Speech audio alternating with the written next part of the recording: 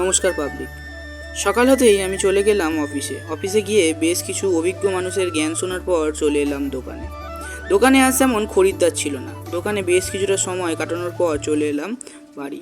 দুপুরে খাওয়ার পর বেরিয়েছিলাম বাইরে, হঠাৎ করেই ঝড় উঠল। আমি দাঁড়িয়েছিলাম ঠিক আম গাছের তলাতেই, পেলাম দুটি আম। তারপরে পুকুর পাড় থেকে দৃশ্যটা ছিল ঠিক এরকম। কিছুক্ষণ পর যখন এই পুকুর পাড় দিয়ে হেঁটে যাচ্ছিলাম, তখন দেখতে পেলাম এই ফলটিকে। এই ফলটির নাম আমার সাধারণত মনে নেই, তবে এই ফলগুলির পাতাগুলিকে যদি ছুঁড়ে দেওয়া হয় ওপর দিকে, তাহলে হেলিকপ্টারের পাখার মতো নেমে আসবে। এটি একবার পর্যবেক্ষণ করে দেখলাম, তারপর কিছু ছবি তুলে চলে এলাম বাড়ি এসে জানলার ফাঁক দিয়ে বাইরের সৌন্দর্যটাকে অনুভব করার চেষ্টা করলাম। কিছুক্ষণ পর কাটা আম নিয়ে বসে পড়লাম খাওয়ার জন্য। এইভাবেই আজকের দিনটা আমার শেষ হলো। হর হর মহাদেব।